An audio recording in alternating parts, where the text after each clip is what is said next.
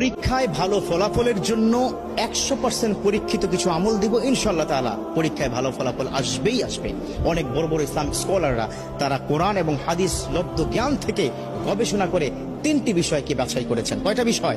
3টি জিনিস যদি কোনো শিক্ষার্থী পালন করে, পরীক্ষার আগের রাতেও যদি করে, পরীক্ষার হলে গিয়েও যদি করে, ইনশাআল্লাহ তাআলা তার ভালো ফলাফল আসবে।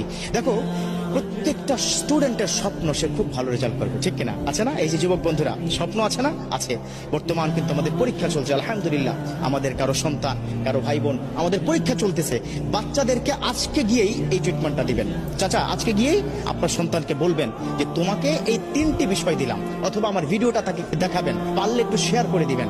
কারণ এই ভিডিও শেয়ারের মাধ্যমে যদি কোনো শিক্ষার্থী বন্ধু তারা যদি এই আমলটা করতে পারে, তাদের পরীক্ষা যখন ভালো ফলাফল হবে, ওই একটা ছোট্ট শেয়ারের কারণে আপনার আমল নামায় কিন্তু আল্লাহ পাক সওয়াব লিখতেই থাকবে। সুবহানাল্লাহ। কয়টা বিষয় বললাম? 3টা বিষয়। যুবকরা, কয়টা? 3টা বিষয়।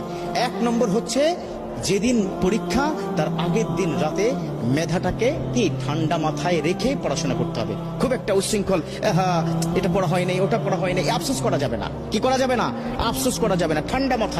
ঠান্ডা মাথায় বই নিয়ে পড়তে হবে সাজেশন অনুযায়ী, ঠিক আছে? তবে তাড়াহুড়া করা যাবে না, গভীর রাত পর্যন্ত জাগা যাবে না। 2 নম্বর হচ্ছে, আল্লাহর প্রতি সর্বোচ্চ তাওয়াক্কুল করতে হবে। বিশ্বনবী সাল্লাল্লাহু আলাইহি ওয়াসাল্লাম তিনি কিন্তু এই বিষয়টাকে খুব বেশি পরিমাণে গুরুত্ব দিয়েছেন। আর আল্লাহ পাক নিজেই তো বলে দিয়েছেন, ওমা ইয়াতাওয়াক্কাল আলাল্লাহ ফাহুয়া হাসবুহু।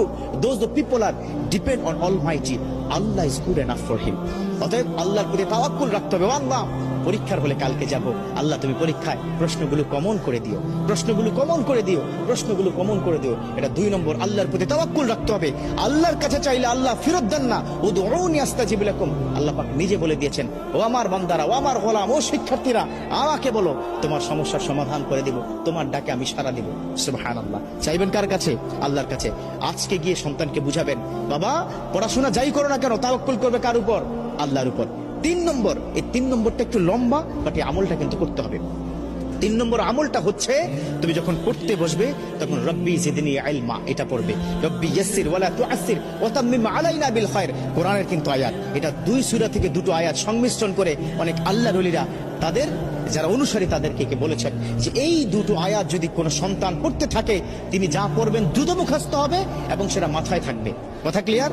রব্বি জিদনি ইলমা রব্বি ইয়াসসির ওয়ালা তুআসসির ওয়া তাম্মিম আলাইনা বিল খায়র। এটা পড়তে হবে পড়ার আগেই, এবং সকালবেলা ঘুম থেকে উঠে মেন্টালি ফ্রি থেকে একদম ফ্রেশ হয়ে উজু করে তারপরে যা কিছু প্রয়োজন পরীক্ষার হলে যাওয়ার জন্য সেগুলো হাতে নিয়ে বিসমিল্লাহি তাওয়াক্কালতু আলাল্লাহ বলে কিন্তু ঘর থেকে বের হতে হবে।